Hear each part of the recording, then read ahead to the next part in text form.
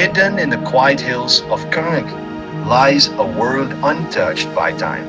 This is Dhondeling, a name that doesn't echo in headlines, but carries the weight of an entire people's journey. In 1959, thousands fled Tibet, escaping war, carrying little more than faith, language, and memory.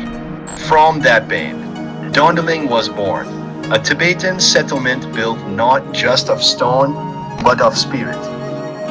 Here, the culture lives on, in every prayer flag that dances with the wind, in every chant rising from sacred halls, in every child who speaks a language once nearly silenced.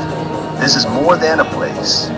It's a promise that even in exile, identity can survive. A reminder that roots can grow again, even far from home.